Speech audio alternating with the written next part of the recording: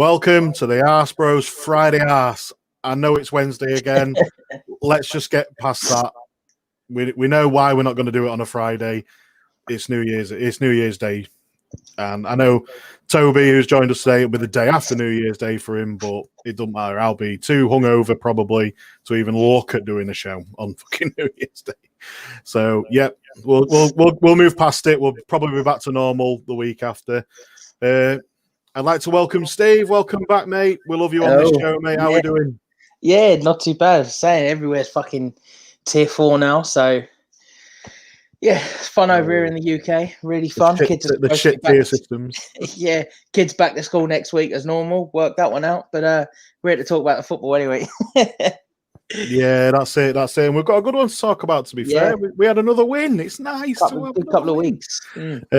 Toby, he should be joining us in a second. He's doing something. He's scratching his arse. Yeah, rubbing his balls or something. I don't know.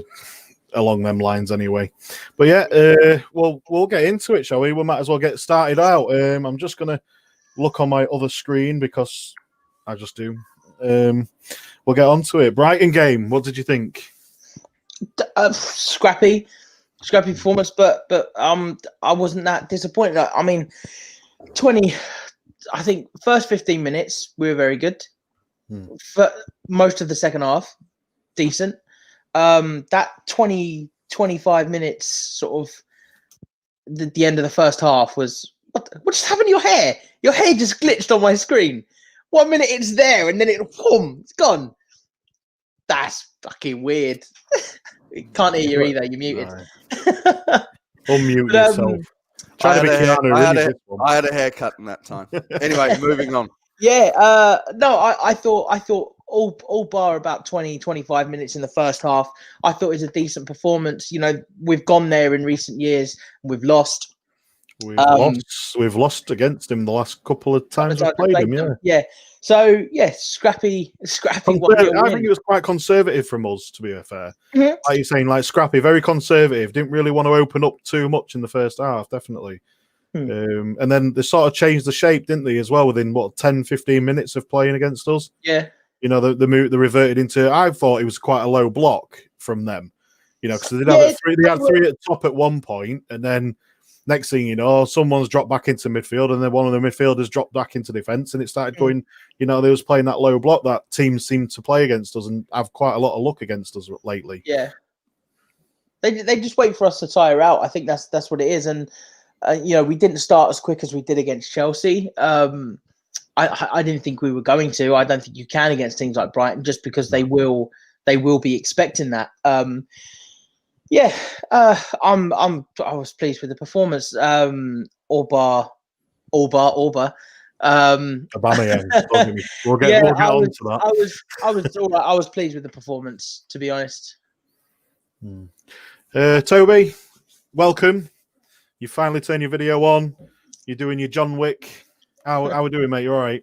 Yeah, not too bad, mate. Sorry, I just woke up. Me and my 5-year-old were having a sleepover in the living room because the missus were doing some sleep training with the little one. So anyway, I was like, "Fuck! It's 7:46. I need to get a coffee and get started."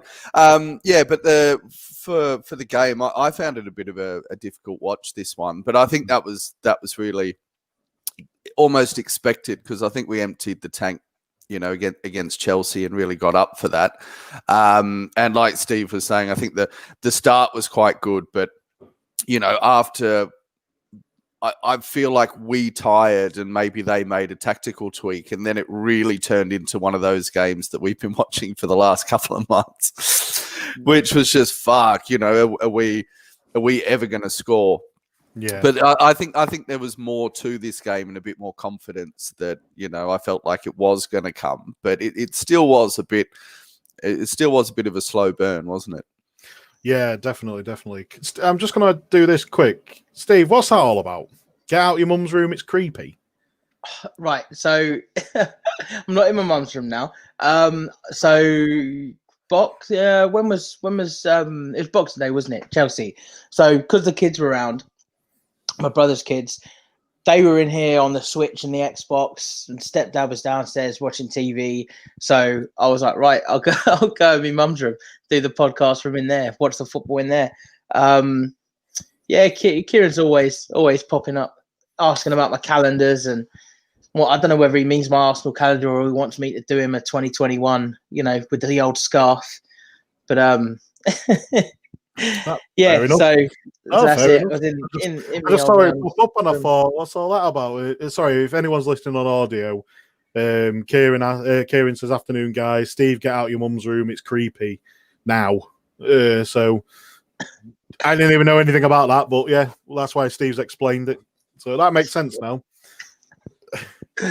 Not worth commenting. We've got someone asking here, what is the subject at the minute? Is Steve being in his mum's room? I've got him in my room. I'm in my room. So yeah. But yeah, going back onto the Brighton game, yeah, like I said, it was very conservative, and I think, like you say, emptying the tank against Chelsea, going in a couple of days, 3 days later, going in against Brighton. It's a tough ask, I suppose, in some respect. But to not go too much into the match, we'll talk about, obviously, going into the second half. Just quick roundup on the second half, I'd suppose. How did you guys make of that? Because we just sort of did the first half. Toby, go on, mate. Well, I thought a couple of things. I was really pleased with the obvious performances. If a bit surprised at the team selection, going with pretty much the same team. I'm sure you've covered that, so I won't go into that again. We didn't actually, to be fair. Oh, okay, all right. Well, it's one thing that we didn't do. Just a second. I was Those really fucking comments. What the fuck?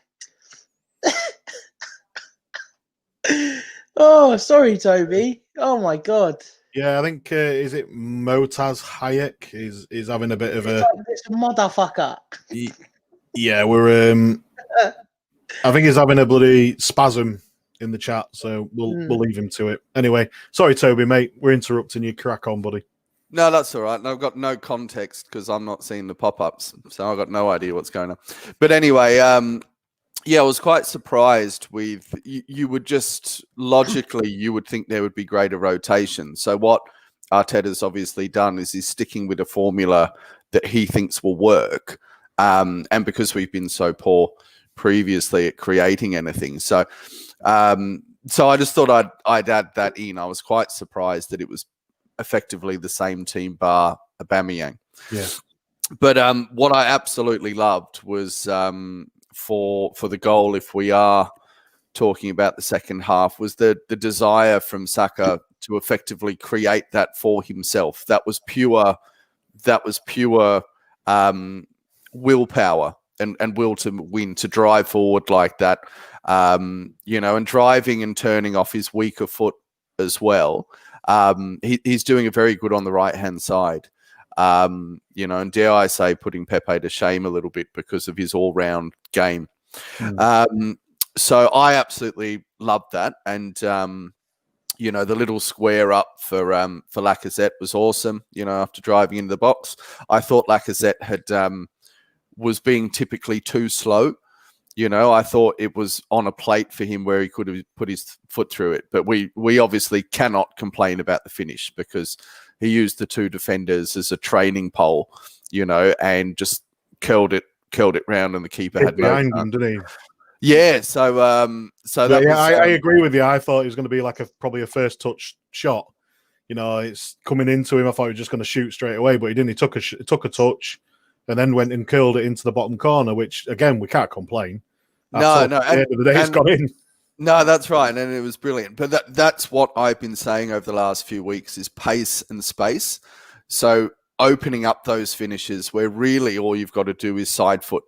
All the power's on the ball because you just open up your body and you pass it into the net. And that's what I've been looking for, with more movement and power and pace from the front three, and hopefully things happening from a bit deeper as well.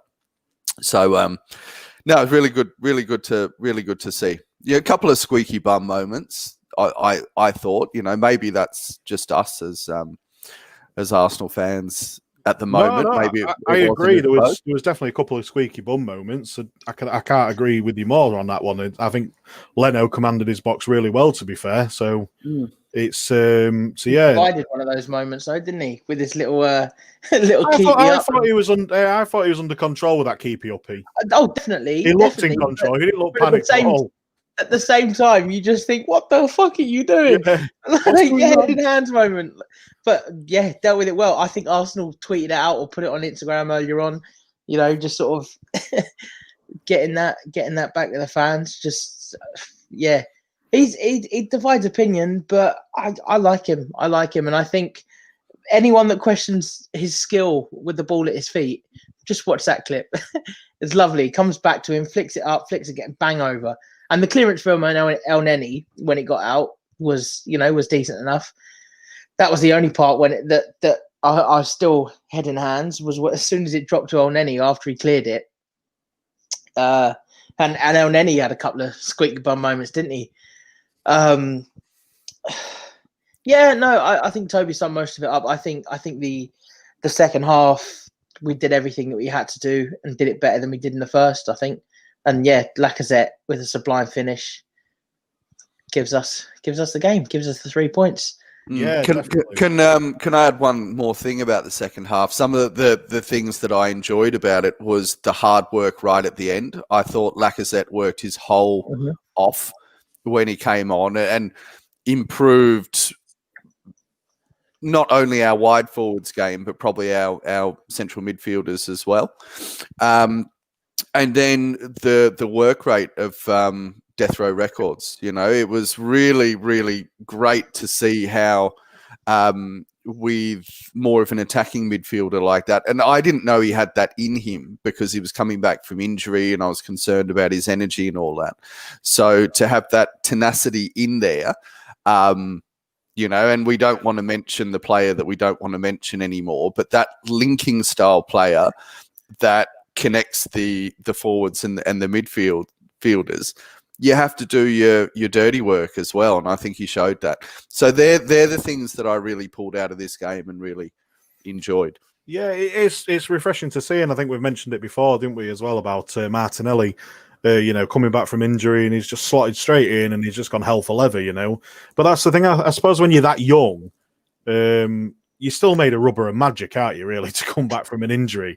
You just shake it off. I remember being that young and probably breaking many, many bones, and then 6 weeks down the line, it's all fixed. You're ready to go again. It's but when you get to sort of my age and our ages now, to be fair, Toby, me and you break something, it takes fucking years to get back into, but it takes ages just to even move it again. So yeah, when you're like 18, 19, you bounce back straight away, don't you? So, but like I say, he's hit again. He's slotted in with Martinelli, come back at roughly the same time as him. From injury. All right, Death Row is gradually built up a bit over time, longer in the Europa squad. But he's come in, he's been put in against Chelsea, slotted straight in. I thought he worked his ass off against Chelsea. I thought he was he did really well. And then again yesterday against Brighton, he makes himself known. He's not afraid to take on people, and he's not afraid to even get stuck in either. And it's similar situation with Martinelli as well. He's exactly the same. He's never afraid to take on people, and he's never afraid to get stuck in. And even with injuries like they've had, and they've had serious injuries in fairness, and there's no fear. And it's great to see, and it's nice. It's refreshing to see as Arsenal fans that these young lads have just dropped in and go, "Fuck it, we're off it. We're going for it. Don't care who you are. Not interested. I'm going for it." Yeah, well, I feel with Martinelli, I think what I love and what we all love about him is that tenacity. And if you compare him to players like Luis Suarez or Alexis Sanchez, they're just from very poor backgrounds, that dogged with bones, used to scrapping on the street and shitty football pitches and all that stuff. And it's almost innate for them. And it's that, particularly in the Premier League, that's so physically demanding and so aggressive that we need. I don't think we can carry too many pretty players anymore that don't have the application for the sprint speed and the one-on-one battles, and I feel across our team, and particularly across the front three, that's where we've been missing out on. So that's where players like that are coming in and making an immediate difference, because we can't be relying on the low touch players or the players that aren't in the scrap, because we've got to win those moments before you have an opportunity to put the ball in the back of the net. And I thought with Emile Smith-Rowe, he has a bit of that scrap about him. Not the same mongrel as Martinelli, but, he had quite a lot about him. And, I mentioned in our chat, I didn't realize he had Jack Grealish calves. No. he can't even pull his fucking socks up. I don't even think he wears shin pads. So probably didn't, to be fair. I was quite impressed with the scrap. Yeah, and as we were saying about stuff like that, and I think we were saying about low touch players, I think one to mention in this game, and Steve mentioned it earlier on, was Aubameyang. We all know he's a low touch player. He's more of a runner. He wants the ball in front of him to even make an attempt on goal or even go forward. He had a couple of attempts in the game. To me, I think he fluffed them. I don't think he did well with the shooting. I think he could have probably finished at least one of them shots that he had. I was very critical of him in this game in our chat that we have. I pointed him out as people know who watch ArseBros. We have 3-2-1-1-2-3s, and he was my shit cunt of the week or shit cunt of the game because of the way he was playing in this game. I just don't think he suited it whatsoever, and I think it was wrong to drop Lacazette for this game. And like you mentioned earlier, Toby, Lacazette came on and things changed completely. He got a goal and he worked his ass off. We didn't see that. And obviously we all know Aubameyang's not that player. But do you think now is the time for maybe dropping Aubameyang that little bit more and maybe bringing him on as the game progresses? Or how would you do it? Steve, we'll go with you first, mate. No, I mean, I understood why he came in, and I thought actually against Brighton, give him a shot with the three young lads behind him, because he is an extra runner. If he's on form, if he's up for it, he'll make those runs. And the fluidity with Martinelli and Saka all being able to interchange could have caused problems for Brighton. As it happened, it didn't. Aubameyang did not a lot. And there's clips where he was through on goal and a pass could have been played, but that happens in most games. So a lot of people are criticizing Xhaka for that. It's a problem in football. You see it in so many games you watch. There's always a chance, and it just doesn't. You just don't ping that ball. So I understood why he came in, but crap. Honestly, I like Aubameyang, and I think there's very little credit left in the tank for him. He really, really has to do something soon. And at the moment, who do you drop for him? Because you have to bring Lacazette in against West Brom. Then who do you drop? Do you drop Smith-Rowe, put Martinelli inside in the middle? Or do you give these three young lads a real crack at doing something for Arsenal? I think you have to make that decision. Arteta has to make that decision. Wouldn't surprise me if Nketiah starts against West Brom. Just because we got so many games in a short space of time. You got all this worry about COVID and everything else. He might change it up again and play Nketiah and say, well, actually, we've tried Laka in front of the three boys. We've tried Aubameyang. Now give Eddie a shot as well. I don't know, but Lacazette offered so much more. And Lacazette's been a different player since he played in the 10 role in the Europa League. He's looked so much better than Aubameyang or Nketiah has. And I think sorry, I'm just going to interrupt. The thing is, as well, when I said I mentioned about the Europa squad a while ago, about it being like night and day compared to the Premier League squad. Now, Lacazette's played in that Europa squad a couple of times now, so he's got a bit of a rapport with these young lads that he's playing with the likes of Martinelli and Smith-Rowe, because he's been playing with them. So, do you not? Obviously, that must be helping the situation, because he's got that. They've played with each other a bit more. That and the fact he's got players that are running beyond him. Willian, what does he do? Shit all. Well, that's a different story. We could do a whole podcast. What I'm saying is if Lacazette's coming deeper, he's coming deeper to collect the ball, to move forward. And who's making the runs? Because Aubameyang stood out on the touchline talking to the fucking cameraman doing nothing. Williams scratching his bollocks on the sideline, waiting for Bellerin to move past him. Lacazette hasn't got that energy in front of him. He hasn't got options in front of him. So the Europa squad, yes, okay, there's that thing about building a rapport with the same players that he's playing with, but just the energy in the Europa League squad is completely different to what it is in the Premier League, or has been in the Premier League squad. And I think that's the main difference, is the fact that you've got players running. We don't have that when we've got Aubameyang and Willian in the side. Yeah. Toby, do you want to add any more onto that? Yeah, a couple of things. I think Arteta had to play Aubameyang because he's got a squad to manage, and he's got multiple personalities and egos and fragile egos to manage. So for Aubameyang being fit and coming back, and like Steve said, to give him an opportunity to play with those runners around him, it could have been magnificent for him. And we could, if things had have gone differently, we could have had Arsenal more in form, and we could have had Aubameyang and Lacazette in better form. And I think that's the delicate part of management. You need those little soft touches and little tweaks all the time. He didn't take his opportunity. He didn't work hard enough. Lacazette got a rest, bearing in mind he works very hard. And I actually think Lacazette will start, let me say whatever we think never happens anyway, because who the fuck knows? You can never know with Arteta, do you? But yeah, if it were me, Lacazette would start, and Aubameyang now has an opportunity to feed his way back into form. But it's like when Wenger used to manage the squad. If you got injured and you were unlucky, and the player who came in and replaced you did well, that player wouldn't get dropped. It would be up to you to fight your way back into the team, or wait for the other player to dip in form. So I think you kind of got to manage things that way. I got no problem with Aubameyang being a 30-minute impact player, because he does fuck all to earn his goals anyway.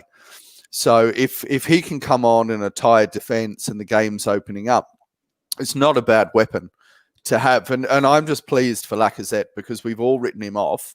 And I'm not saying, all praise Lacazette and let's hand him a new contract at all. But I'm pleased for him that he's worked his way through that. And it's amazing what a goal or two does for your psyche, because all of a sudden, if you're enjoying your football more, he hasn't not worked hard.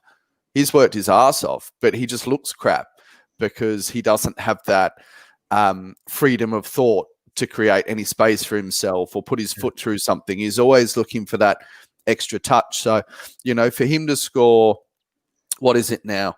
Since the first three goals he scored in the first 3 weeks, he's now scored another 3 in the last 3 or so weeks. So, there's some semblance of form with that.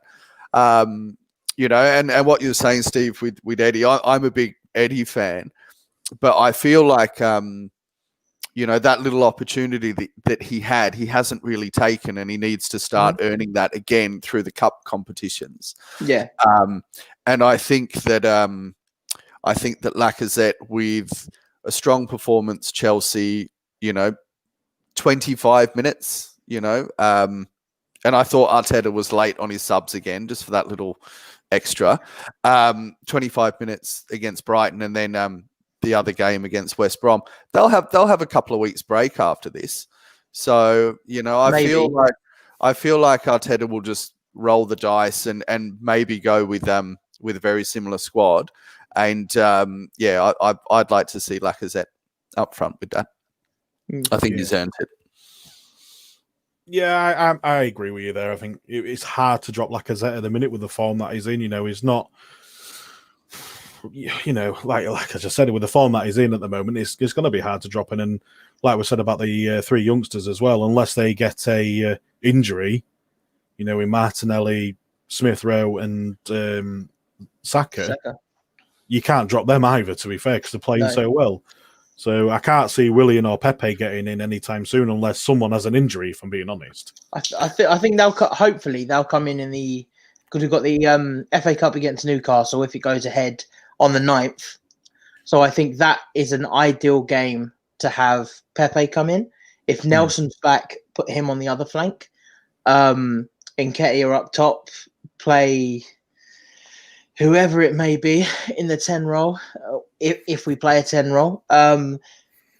I think that's the game where these players are kind of dropping out of the picture now. So your Ceballos, your Pepe, your Nelson, Eddie. I think that's going to be the game that they'll come into. I would like things to stay the same for West Brom. But you never know with Arteta. And as I say, you can always kind of, for me anyway, I kind of see where he comes from when you make some of these changes. Sometimes they just don't work. But I would say we've got to look at as Toby said, the cup competitions to let these players work the way in, because you can't keep, we said at the beginning of the season, didn't we, when Laka scored 3 and 3 and then was dropped for Eddie, and it's like, why?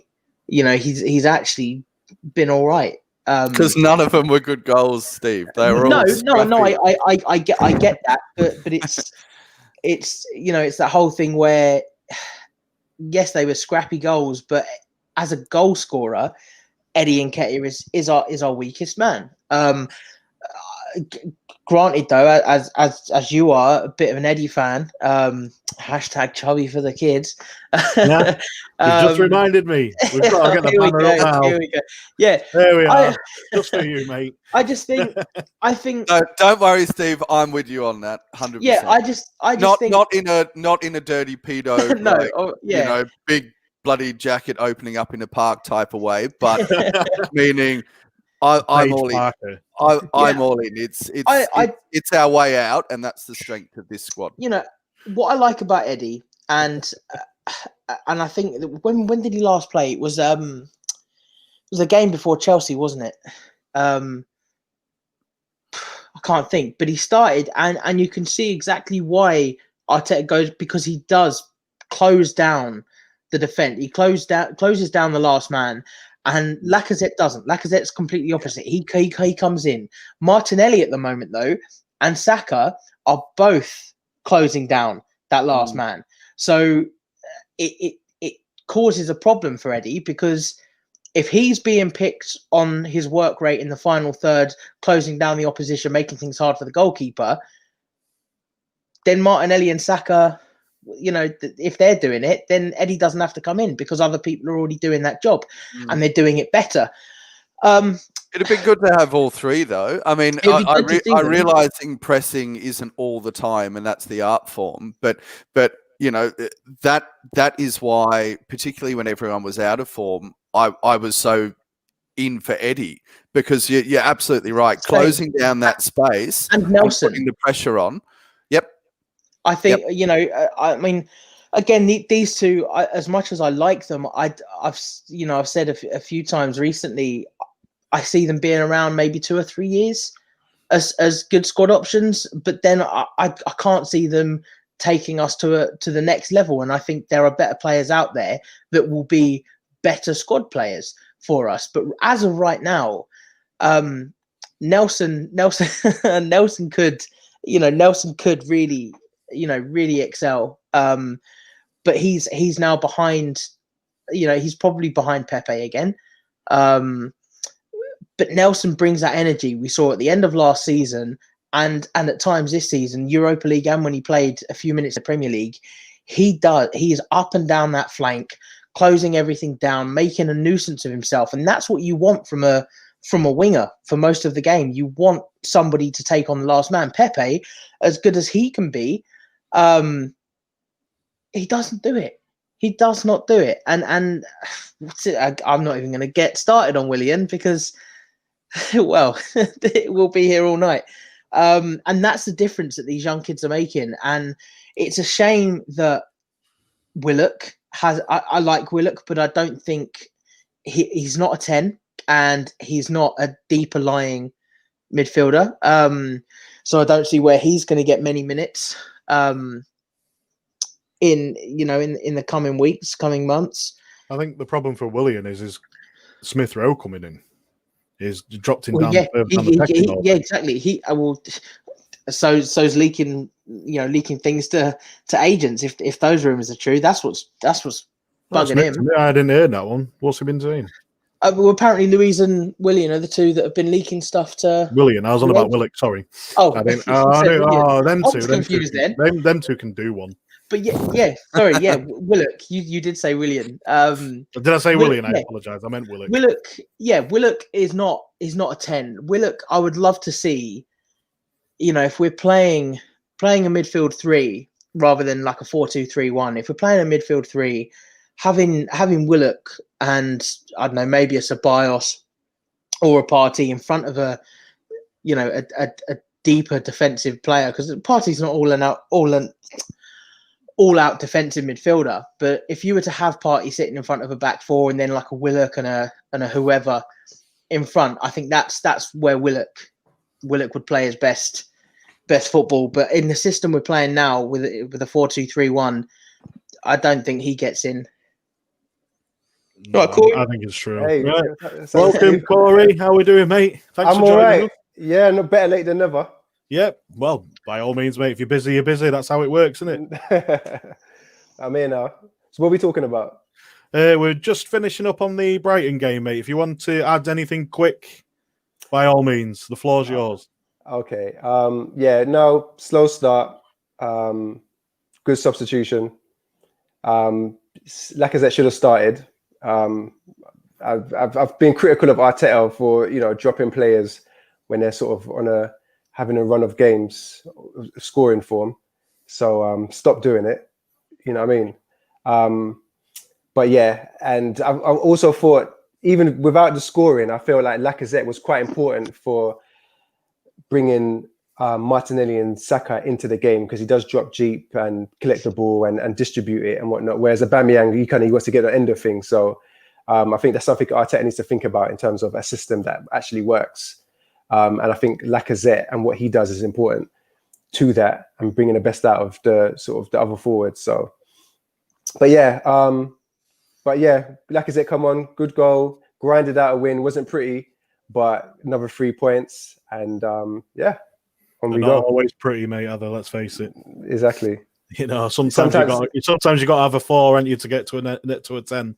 Sometimes you have to you got to go through a few munters before you get to a 9 out of 10. So that's it.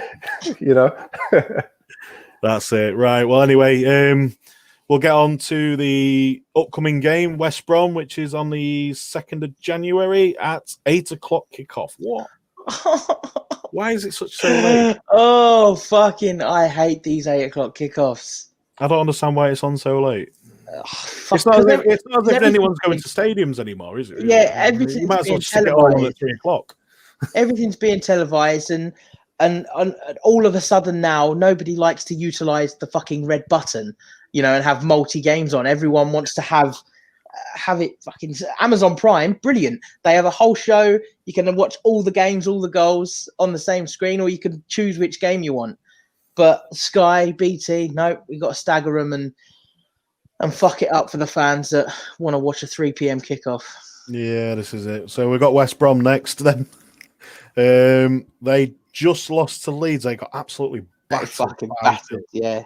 At home. We're playing away, so can we do that? We should be doing the same, shouldn't we, really? Well, it's mate, it's the low block thing. So I watched the highlights of that game, and I think they were a bit unlucky, and their heads dropped because there was that stupid own goal. Anyway, their heads dropped, and they just got their pants pulled down. But this is Arsenal against a low block against Samwise bloody Aladici. So we will struggle. We will struggle. So and if he's worth his salt, he'll have them defensively up for that and respecting the point in typical Allardyce psyche. So I think we'll have a tough game unless we score early. Yeah. Do you think? I don't know. I think it could open it up. I think Big Sam they need a win. They're sitting 19th on 8 points at the minute. How long's he been manager there for now? About 3-4 weeks. 2 games. Two games. I think they got a draw against someone big, and that was like Was it typical. Liverpool? Yeah. Didn't they draw against Liverpool? Yeah, Yeah, so which was 1-1. typical of him. So I was quite surprised to see It's that Yeah, it's that at new Anfield. manager bounce in it, and then it's like it lasted one Yeah. game. yeah. I think the result against Liverpool was probably like it was Liverpool's fault that they didn't, win that game. Like they had like 17 shots on goal, but only Too much two on turkey. only 2 on target. So it's not they had like obviously the lion's share of the possession and whatnot. So they couldn't finish their chances. I don't think it's necessarily to do with West Brom being brilliant. Although you're not going to get a 1-1 against Liverpool unless you've done something well. So they did do that, and obviously restrict them to chances that weren't sort of gilt-edged chances. But it's not like they went toe to toe with Liverpool. It's not like they outplayed them or anything. So when you get a result like that, you do need a bit of luck as well. But luck only gets you so far. So against Leeds, you saw that luck run out Massively. Yeah, massively. Yeah. And obviously against us, should we be able to do what Leeds do?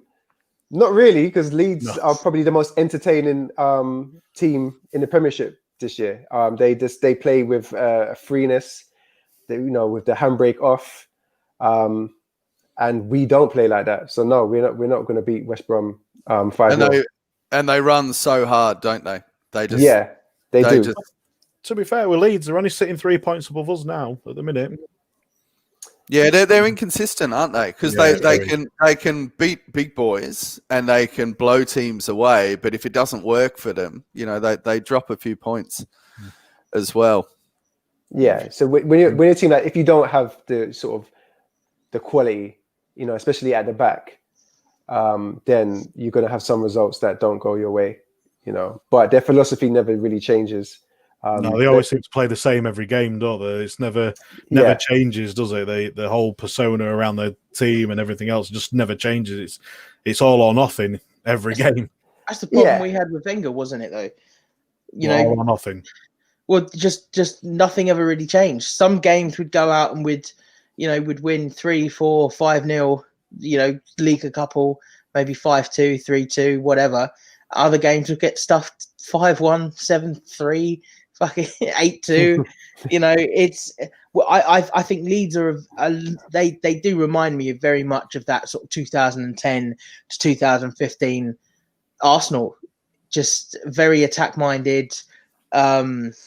Just go out and do the same thing every week, and sometimes it works, sometimes it doesn't.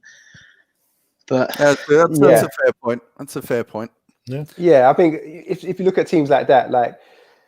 Barcelona in their heyday, they never adapted to any other team. They just played the way they played, and it's up to the other team to adapt. To them. Even the Invincible era, when you've got the personnel to play that way, then it will go your way more times than not. Yeah. But if you've got some guys that are a little bit suspect in the team, especially in defense, then sometimes you're gonna get smashed. When it's not your day.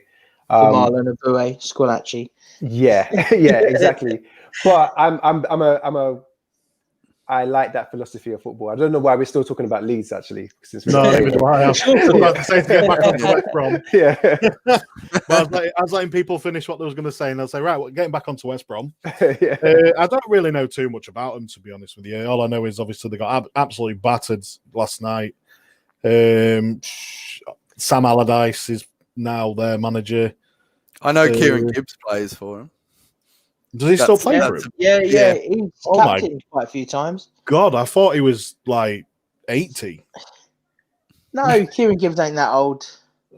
It's just like, Jesus Christ, when was he last at us? It was like 10 years ago. He was only like 24 when he left us. He was still pretty young. Yeah. I'll tell you how old he is. Yeah. So did he play against Leeds, or is he injured? No, I think he is injured. He's always bloody injured. That was his problem. Yeah. I think West Brom, they've got a couple like pacey, sometimes exciting forwards. that, you know, can definitely hurt you on the break. I think we saw that sort of early in the season with them under Bilic. But in terms of, you know, their quality, it's hard to get that, you know, consistency out of them. So, you know, they would lose more times, obviously, than they won.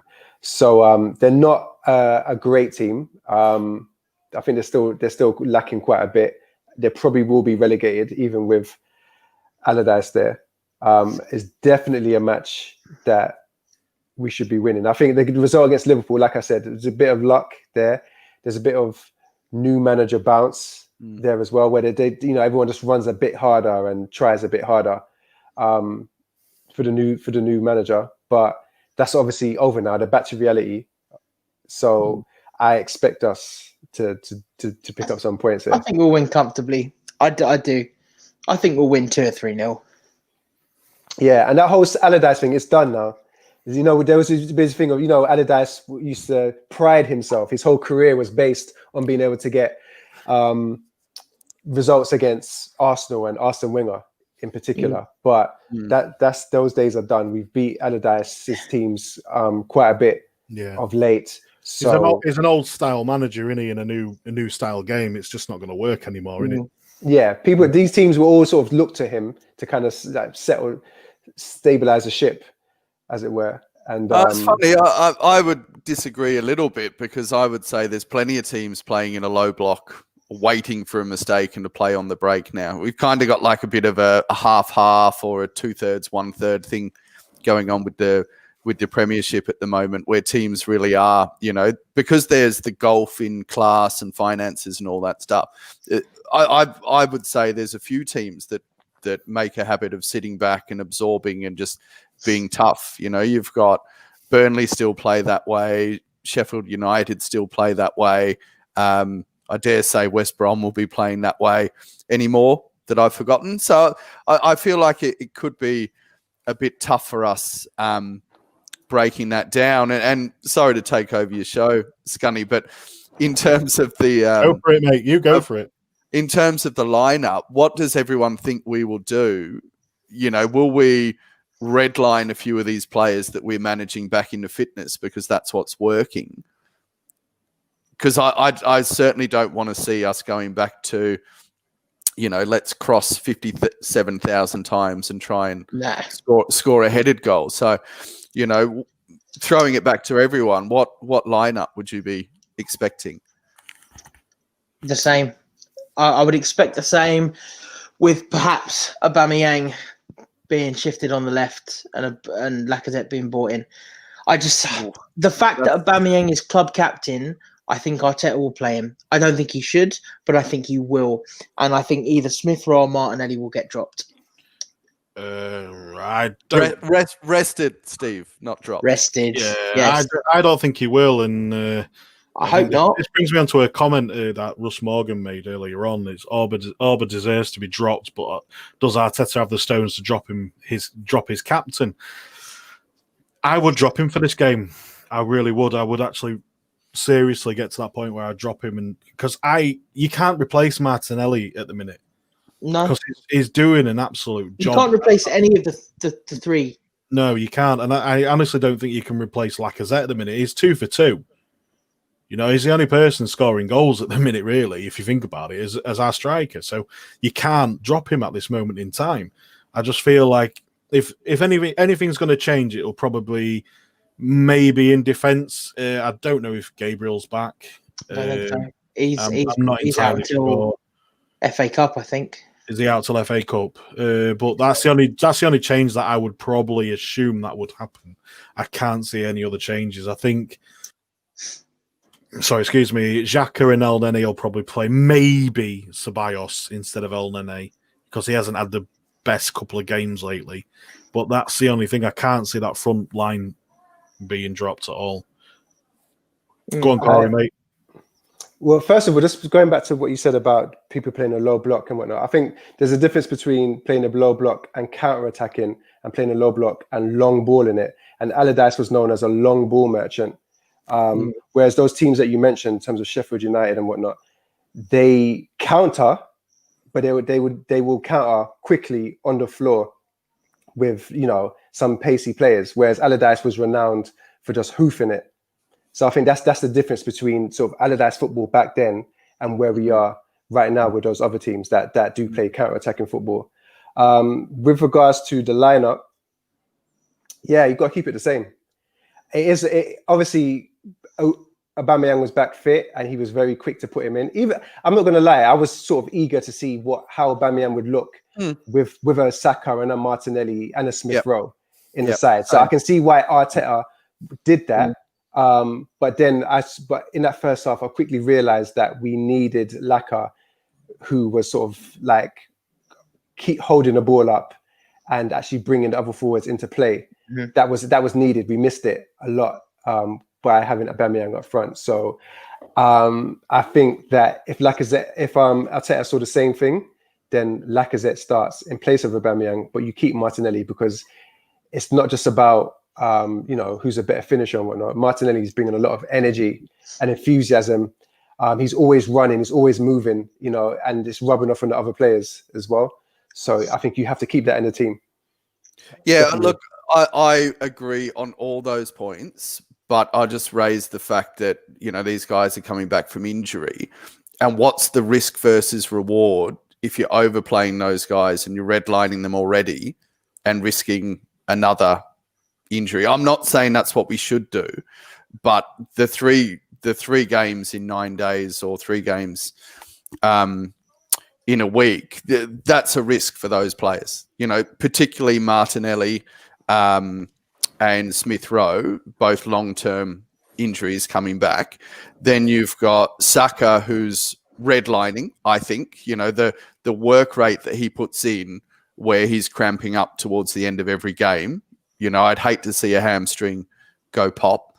And also Tierney as well. I feel like he could be redlining shortly. So I'm not saying I want to rest these players because they're our best players. They're the ones that are winning us the games at the moment. They're the ones that are doing the extra work to create the opportunities. But I'm just throwing it out there in terms of how we're going to manage the squad fitness-wise, and is it a risk going out with that same lineup again, or do you just play them and know that we've got a couple of weeks break after this?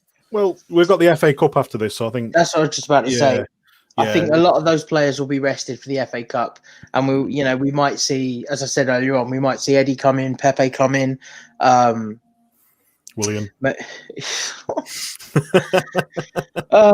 Nelson, because I think Nelson's back in training, so we might, we'll see something different. But I think it makes sense now for Arteta to keep the same sort of system, and any game that has any sort of changes, keep those players playing in a 4-2-3-1. Someone sitting in that deeper hole, just because that way, if any injuries do happen in the league, we don't have to see this. Oh, let's revert back to a back 3, or a back 5, because it suits that player better or it suits this player better. Because as much as that has worked at times in the past, it's just a piss poor excuse. Oh, this way suits that player, so let's change the whole system because he can't adapt. And I hate that. So I think the FA Cup is coming round at a good time. Have we got a game between West Brom and the FA Cup? No. So we got West Brom's on the whole week, and the FA Cup's on the 9th. Yeah, so we got a whole week of rest. So and the fact that these players that we're talking about are youngsters, they're not 32-year-olds that might might keel over and go pop. So hopefully one more game isn't too much, and then rest up for the FA Cup, make some changes. Maybe let's see Balogun, let's see Aziz, who knows. But we'll hopefully see the same lineup. I don't think. I mean, look, if supposing this was a sort of around Champions League time, and we're still in the Champions League, same team that plays in the Champions League plays on the weekend. Exactly. We're sort of forgetting that, okay, because we play in the Europa and we play a completely different team, that's normal. Prior 2016, you play on a Saturday, you play on a Tuesday, Wednesday, you play on a Saturday, you play on a Tuesday, Wednesday, same teams, no rotation. That's it.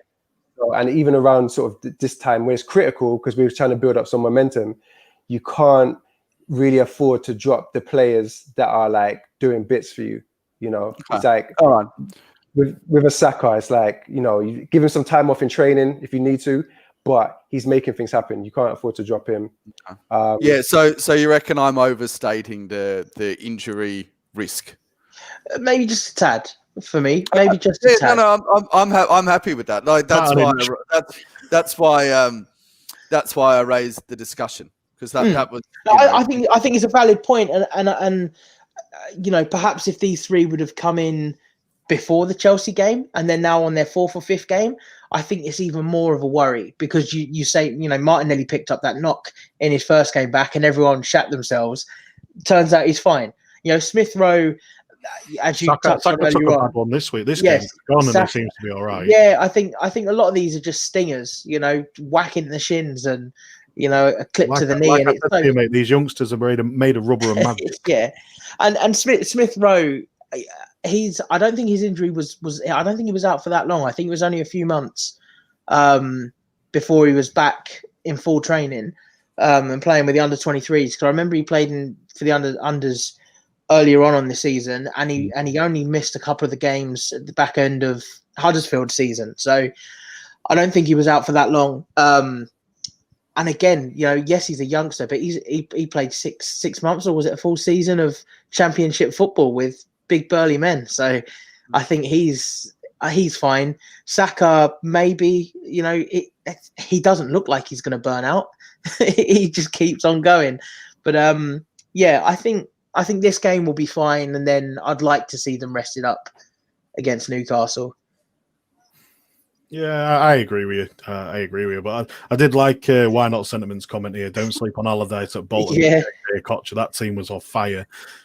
I agree with you there. That his team was good. It was that day's Burnley to me. You know, that Burnley team that never really get anywhere, always in the mix, always in the middle, and pick off some big teams every now and again. And you know, that day's Burnley. Ivan Campo as well. Yeah, he did have some good players back then. Obviously, this isn't his team at the minute, and it was Bilic's team. So, you know, I mean, give it time, but we'll see what happens. But I suppose that brings me up to this, the next point. We'll just do a quick, predictions. Steve? 3-0. Toby? 2-1. Cory? Yeah, 2-1. 2-1. I'm going to say 2-0. To Arsenal. So, but then it'll bring me up to this. We'll just have a quick chat because it's coming up to January. There has been a lot of talk already, a hell of a lot of talk. So, I don't know if anyone else has seen anything. I think the first one is Diego Costa. No. No. Fuck off. What I was going to say is Diego Costa. Yes or no? No. No. Hell no. Yeah, no. Hell no. That would be the definition of insanity. Like, How many old has-beens on too much money could we do? Why don't we just fucking re-sign Mesut? Yeah, exactly. Yeah. Another one that seems to be gaining a bit of traction is Isco from Real Madrid. Yes. As a playmaker. But I think that's going to be more as a 6-month loan. Yes. That means we'll have 2 guys from Real Madrid on loan. Well, it's less risk, isn't it? Yeah, that's true. Yeah, sorry. The thing with the Isco one that I do like is Isco plays in pretty much exactly the same sort of role as Willian. He can play either out on the right or he comes inside, plays as sort of like he can play that 4-2-3-1, and that across that 3 he can play anywhere. He can play anywhere, exactly, which is like Willian. So he's not pacey, but he moves well. He moves the ball well. So Isco, I would say yes. Do we the not pacey thing worries me because it's that energy that we need. I mean, even Ceballos. What I mean is he's not like a Nelson Saka tear past a player. He's not a slouch. I mean, he looks as if he's put on a bit of weight, but I don't know whether that's just yeah, he has sort of dropped off because he, you know, a couple of years ago he was really, really highly rated. I remember there was a lot of talk around him, but over these last couple of years he's sort of dropped off the barrel. But he's not he's not exactly old, is he? What is he? 20 between 27 and 28. Yeah, 27, 28. So he's not an old player. Yeah, I just think it's fallen out of favour with Zidane, like quite a lot of these Real Madrid. It's 28. It's 28 this year. Yeah, I think just Real Madrid just have a lot of options, don't they? Like, especially because when it comes to the three that they have, it's usually Cruz, Modric, Casemiro. Okay, so he doesn't get in that three at all. So then he's only looking at sort of the left or right positions where they've got Vinicius Jr., they've got Rodrigo. Yeah, that's the other thing as well. Yeah, there's youngsters coming through. Yeah, and and then they got Senzio as well, who's a similar player to Isco. Yeah. So I think it's just a matter of the fact that he's just got there's a lot of competition there for places, and I think he's the type of player that he is. He's not got the pace of a Rodrigo or Vinicius Jr. He's in terms of being a central midfielder, he's obviously not as good as Modric or Cruz or Casemiro. No. So he's just kind of that in-between player that they don't need, but we do need.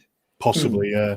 But that's what I mean. When you've got the likes of Vinicius Jr. and Rodrigo coming in on their flanks, it's them two look unreal. I think they're going to be superstars when they get going if they go right. If they get trained right and possibly exit Real Madrid with Zidane. Yeah, I mean, look, Bale couldn't get into that team. So, yeah, exactly. It's just, and like I said, Asensio is back as well, and he's a bit like he's like a young Isco in terms of that he's a playmaker, but he's got a little bit of pace and stuff as well. So he's always going to get in the team ahead of Isco these days.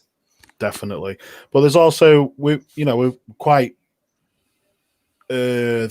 thingied around midfielders at the minute. There's quite a lot of talk around quite a few of these attacking. Julian Brown. I was going to get onto him, but the first one is it Puig from Barcelona? I don't know if I've said that right. Puig. I don't know. Puig. Fuck knows. Not seen enough of him. I only like our kids. Yeah, it's just chubby for the kids.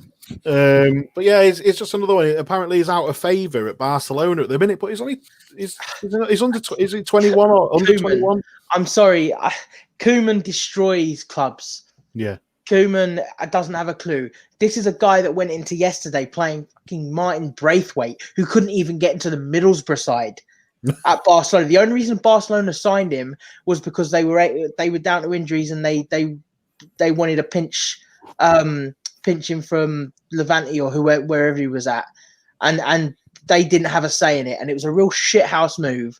And they were like, right, we're gonna have him. He didn't play. Didn't start a game last season once they got him. Koeman's come in. Oh, let's play Braithwaite. Like what? I don't get it. So Puig, I don't know. Maybe just they want to recoup some money. And if we're thinking about a midfielder who can slot right in and start making a difference as an attacking midfielder, do you think maybe a young midfielder like Puig or Puig? Do you think he's maybe a bit too soon for him to move? Yeah, I haven't seen enough of him for a move to Arsenal. Probably. You guys, Toby, Cory. You go, Cory. I don't watch a lot of European football, to be honest. Yeah, I mean, I haven't seen much of him, but has he even started much? Let's have a quick look. But it's do you know what? I'm a little bit in the middle of this because the last time we got a Barcelona midfielder who wasn't getting in the team, he was total shit. Yeah. I think we got bloody PTSD after Denis Suarez. He's played 14 games since 2018, Puig, and he played 56 games for Barcelona B. So with that, but at the same time, I'm really in terms of like youth and young players and whatnot. Obviously, we're right now we've introduced something to the side, and it's really been working. But I don't know how much of that is to do with the age or the fact that they're mates. And, I think when you are playing with your mates and you all sort of look like, oh shit, we're all getting a chance together. Like, that sort of camaraderie and whatnot can really like add something to the team. Whereas if you get a guy that comes from Barcelona who, doesn't speak the language or anything, it might not have the same sort of effect. So having not seen that much of him, I'd say no. I don't think that's what we need at the moment. Yeah, I agree with you there on that one. And like I say, to break up a a couple of players like Smith Rowe and Saka has probably come up together through the ranks, through the ranks of Arsenal, and then Martinelli's just sort of slotted right in there and seems to be getting on with everyone. It'd be a shame to break them three up, really, to be fair. But yeah, as other ones, obviously we are still being linked with Aouar. Hassan Aouar, is it? Yes. He's another one we're still being linked with. I mean, how good is Aouar? I ain't got a clue. I've never seen him. Because I think a lot of us fell in love with the fact that he's just the type of player that he is, as opposed to the player that he is. And what is he doing in France? Because if you're not pulling up trees in France, right, then there's a good chance that you're not good enough for the Premier League. Pepe. So Pepe. Yeah, Pepe. Like, Aouar had a couple of real good games in the Champions League. I think it was either last season or the season before, and that's why he caught the eye of a lot of people. He moves the ball well. He's not quite. He's a bit like I would say he's a more fluid Aaron Ramsey. He sort of makes a lot of late runs. He sort of picks the ball up, likes to get it forward, moves in and out of between players. I like him. I think he's really good. I think about 30-40 million is about his price tag. So we'll we'll a lot pay of money. 72 then. It's a lot of money when we've got. It's a lot of money. squad. But then you think if we were to keep Ceballos, that's going to cost us 30, and I'd take Aouar over Ceballos hands down. I can't see us keeping Ceballos at the end of this loan. I can't. I don't want to. I'd rather we just take Guendouzi back. Yeah. I would love that. I would love that. Yeah, When he can play fuck very off. well. He can fuck off, the fuzzy head twat. Oh really? Yeah, no. I'm not a Guendouzi fan, so I think That's fair enough. I think we loved him because Emery played in this system where we needed someone to run about a bit and look like they were trying in that boring U shape that he kept playing. But I thought Guendouzi went all over the pitch, left giant spaces, didn't score any goals. I think he was a fine squad player, but I'm quite happy with what Arteta did, saying you're disruptive, you're not fitting in the culture. I'm fine with it. Yeah, we'll see. We are. I think I've just been looking there while everyone's been talking and stuff, and I was just thinking, who else can I talk about? And I think we've been linked with every single midfielder out there. Yeah, we got. And I can't be asked to talk about Buendia and Brandt, I think, are the other two. Buendia from Norwich, isn't it? Yeah. I can't get. I don't know if I can get behind that. I like what I see. I think he had a good season in the Premier League last year. He's still very consistent in the Championship this year. Scores goals, picks the ball up, can play anywhere in that three. It just seems like a nasty bastard, but a real skillful nasty bastard. That's what I would want. I mean, I don't really know the player that you're talking about, but what I was going to say previously is if we get an opportunity for a battle-hardened Premier League player, or I don't know if someone could step up from the Championship, but you've seen the way Liverpool have signed players like Robertson and from Hull City. I think that's, or even Højbjerg from Southampton. I feel that they're the type of players that could be useful for us in January to hit the ground running, rather than coming from a lesser physical league and then we're taking another gamble and then they take 6 to 9 months to get up to pace anyway. That's what I like about the Buendia link, is the fact that was in the Premier League last season, he's dropped back down and he's not dropped off. His head hasn't dropped. He's still working hard. And you'll find a lot of players that drop down from the Premier League and go back to the Championship. They don't perform the same because they're deflated, and Norwich have kept most of the squad that went down. They haven't sold off, and that's also a good sign because they believe they're going to come back up, and it looks as if they will. So someone like Buendia, we would be kicking ourselves at this point next year if Norwich come back up. We find out we could have signed Buendia for 25 million, and he's sitting there on 8 assists and 7 goals this point next year. We're going, why didn't we get him? Yeah, it's that 50-50 thing with that, though, isn't it? They could come back up and he could do absolute shit. Mm-hmm. It's a risk with anyone, but yeah. Don't we? Quite a few fans say the same about Calvin Phillips. We were linked with him at one point, and I rate him, to be fair. Yeah. I think I do rate him quite highly, and I think he's showing it now in being in the lead squad. Another person we are being linked to, you mentioned it earlier, Steve, is Julian Brandt. have him all day long. I would have him He all seems day to have long. dropped out of favour with Dortmund at the minute. Yeah, I think it's just because they're playing more of a wide game. You've got Haaland, you've got Royce sitting in there, Chan, Delaney, Sancho. They've got a few other youngsters coming through. Brandt,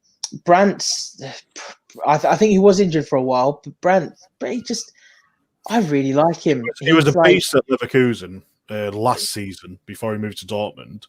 He was an absolute beast. I think he got quite high up in the assists. A few years ago, he's broken into the Germany national side. He scores goals. He can move the ball. He can play anywhere along the front.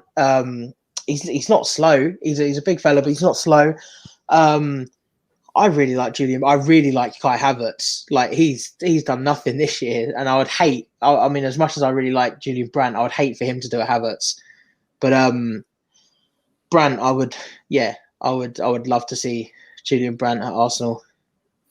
Cory, have you got out to say on this one? Yeah, I'll take him. I'll take him. Yeah, I mean, he's the guy that went to the World Cup instead of Leroy Sané, which was a mistake. But you're not going to keep Sané out of the German squad unless you're a good player. I've seen him in a few matches. I like his style. He's got a good balance of like movement, pace, but with that sprinkle of magic. He can find a pass, he can find a cross, he can have a shot as well. Pretty much like sort of what we need at the moment.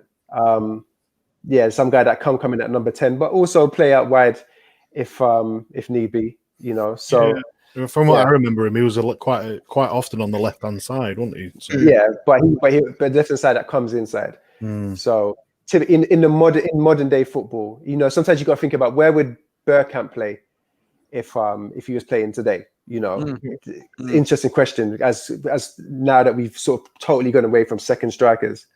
So he's a player like that, where sort of like you can you can picture Bergkamp sort of being here or there, or he's talented enough to play in a couple of different positions, and I think Brandt is that same type of player. Yeah, he's definitely got some talent. Just quick, why not sentiment? I think he's got a bit of a hard on for this guy. Mentioned him a couple of times in the comment. I would love Arsenal to flex the big club muscle and approach United for Donny van der Beek. The guy is the literal upgrade to Ramsey, and it's not his only comment. He's done three or four. I think he's got a massive hard on. Okay, we'll talk about it. We'll talk about it. Yeah, we'll talk about it. No, it's not gonna happen. They've just. Don't get me wrong. I like him as a player. Yeah, he's a good player. I like him as a player, but United have just signed him. It's baffling as to why they signed him, because it's only a signing to me that makes sense if Pogba was leaving in the same transfer window. So it's a bit strange that they signed him and they haven't really utilized him since he's been there. And I think he has a lot to offer the team, but not necessarily under Solskjaer and not necessarily with the personnel that they've got there at the moment. But we're not going to sign him. It's ridiculous. We're not going to approach Man United for a signing they just made this, in the summer. It's not going to happen. I agree with that. But we've talked about possible incomings. Best off getting the outgoings in this January. Toby, come on, mate. Who would you like to see gone in January? Well, I stayed in the bloody and you can't obvious. Turn around and say everybody. It's stayed in the obvious, but I think we need to get the three that aren't in the squad, or the two that have been removed from the squad first and foremost. So Mesut and Socrates, your obvious ones, Mustafi. But let me flip that and I say, do I actually see any of them going? I don't. No, I honestly don't. And I don't want to be like the purveyor of doom, but I don't even see anyone coming in or going out. So, I mean, I'll be happily surprised if it does happen on either way. But we really need to clear some money. And I think with the current travel restrictions and the market and the fact that there's less money flying about, it's much harder to find clubs for these overpaid has-beens and never-weres. So it's really difficult. It's really difficult. Can they get a loan? Maybe. Will someone purchase them now so close to the end of their contract? And would they agree that to take a drop down in wages? Probably not. So am I being a purveyor of doom? What do you think? Yes, No. but I do second you on it, to be fair. I can only see an incoming if we have an outgoing. That's the only way I can see that. And can we really afford that as well? I mean, we've got the most mismanaged, inflated squad in the Premier League as far as I can see, So, and big wages too, because of our wage structure from the past, or our need to overpay because we were still thinking as a big club, even though, we weren't at the top anymore, and that's why we can't get rid of these guys. I think, I think you're being a purveyor of realism rather than doom.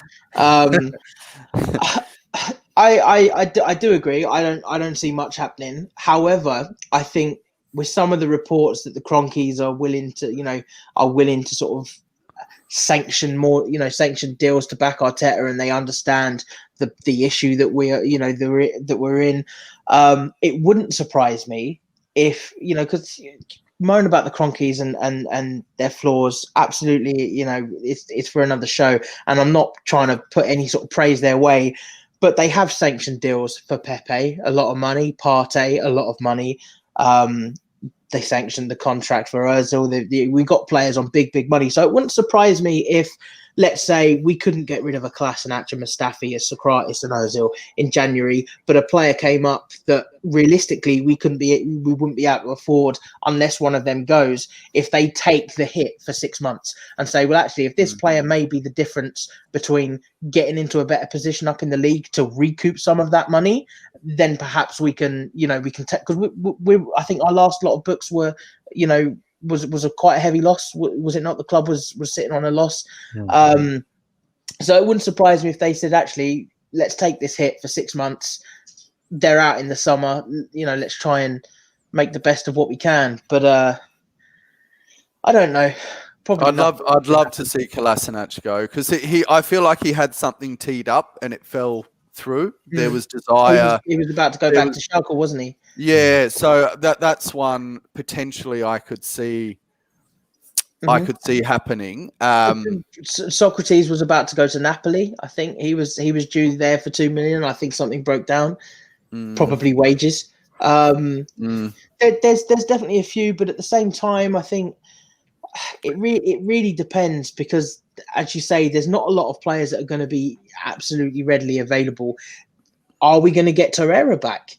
I was gonna bring that up. If Torreira comes back and he says, "Okay, Gaffer, I'll play for 6 months, but please help me get a move away in the summer," I welcome that with open arms. I think Torreira sat in that midfield next to, whether it's Xhaka, whether it's Partey, Torreira sat in that midfield makes a difference. If he sat in that midfield, not played as a fucking 10 behind a striker to do a high press. So I just don't know what will happen. It'll be interesting to see, because there's so many potential options, because everything is so up in the air. Yeah, but if nothing happens, I wouldn't be surprised either. No, Cory. Yeah, I mean, anything would be a surprise. If there's any movement whatsoever, I'm going to be surprised about it. Yeah, well, there was talk about. Sorry, I'm just going to say quick. There was talk about Ozil going to Juventus, but that seems to have fallen through. It's paper. Ozil ain't going to know He's Juventus. not going nowhere. He ain't going to know Juventus. I mean, I don't know who's going to take Ozil. Like, it's a team in Turkey, maybe. That's got more money than sense. China. China, somewhere like that. I mean, look, the the thing is, with these players, like, they know that there's no future at the club. Their agents should have been on their job, and they should have been putting together all these videos and pamphlets and everything about these players and why, they should be at whatever club that they're trying to sell them to. That's their job. They've had a long time to do it. you know. So, but even if you're an agent and you're a superstar agent, you're going to find it hard to actually like get a club to actually part with their money to sign them. I don't think the players want it though, Cory, because it's money at the end of the day. So they're literally on their retirement fund. And that, I think if a player, has a limited career, let's say 10 or 15 years or whatever, if they're on this type of money and then they get a potential sign-on fee for a Bosman and higher wages and all that stuff, they're not going to go for the good of the club or, depending on how much they love football and want to play, so...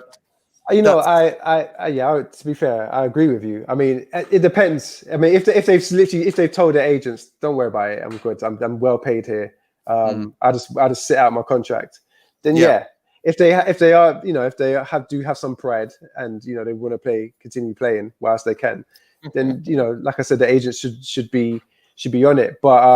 But yeah, I agree with you. I think even obviously we know that's the case with Ozil. Even if you look at another club like Gareth Bale, for instance, he's sort of proven it. He's gone to Tottenham, not played really, apart from the Europa League. He has not kicked up a fuss about it whatsoever. Then he gets his inevitable injury and he's out again, and he's just fine. You can see, like they did a spotlight on him the other day where the camera was on him because he looks quite happy to be on the bench. He does not give a fuck about football anymore. He's getting paid he's getting a good amount of pay there, sitting on that chair. Yeah, exactly, and he's smiling. He's not fussed. He's not fussed. If you're Gareth Bale and you've got that sort of talent, any other player, you're going to be a bit pissed off that you're not playing. That Bergwijn is keeping you out of the side, or Lamela, right?